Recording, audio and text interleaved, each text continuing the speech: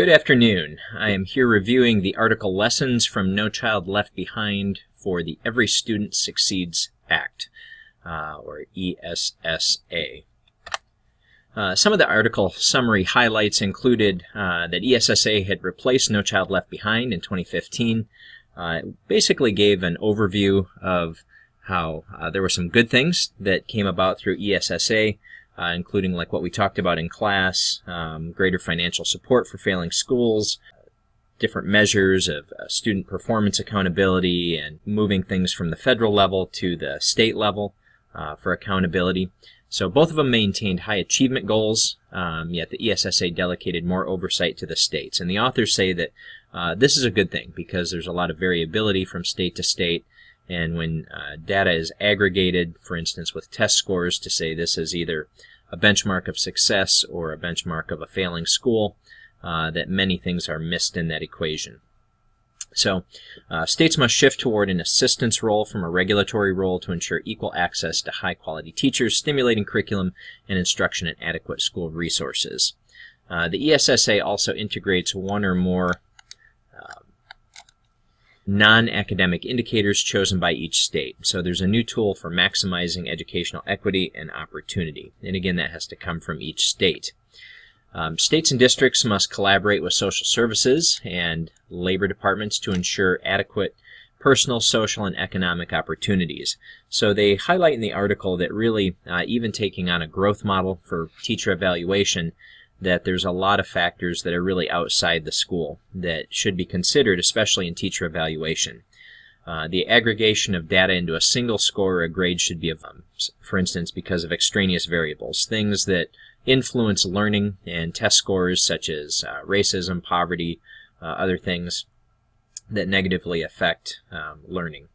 States should establish, develop, train, and implement school visitation teams that address both quantitative and qualitative factors, so much like happens in college accreditation and regional accreditation for schools, that looks at using standardized tests to at least look at initial priorities but not teacher evaluation.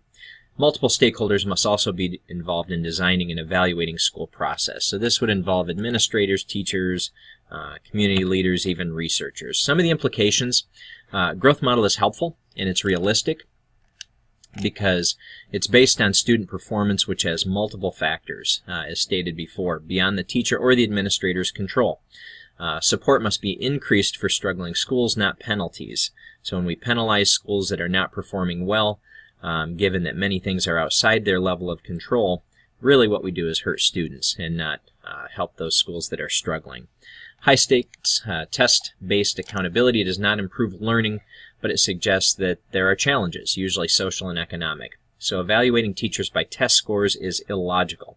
It could work if students were randomly assigned, which we know in schools that's not the case. So you're taking a group of students that are with a single teacher, and then teachers themselves teach different subjects, like remedial, advanced placement. You could teach phys ed, and yet you're being evaluated based on things that are outside your control. The authors say that using test scores actually raises compelling ethical questions. So what do they recommend? Early education, especially early childhood education, is a good return on investment. Extend the school year and day, so more learning time focused on high-quality, comprehensive programs.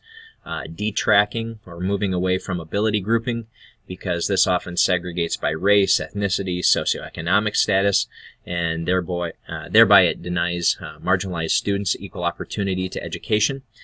They also recommend reducing charter schools and cite a lack of results, increasing inequities, and financial mismanagement that have been noted in some of the research. They encourage enhanced school-community partnerships to encourage stable housing as well. Quote that I'll leave you with, the greatest conceptual and most damaging mistake of test-based accountability systems has been the pretense that poorly supported schools could systematically overcome the effects of concentrated poverty and racial segregation by rigorous instruction and testing. Ultimately, a child denied opportunities will arrive at school with high needs, and a school without adequate resources cannot effectively address those needs. No amount of testing or improvement plans can succeed absent a strong support system. And I think it's a compelling quote.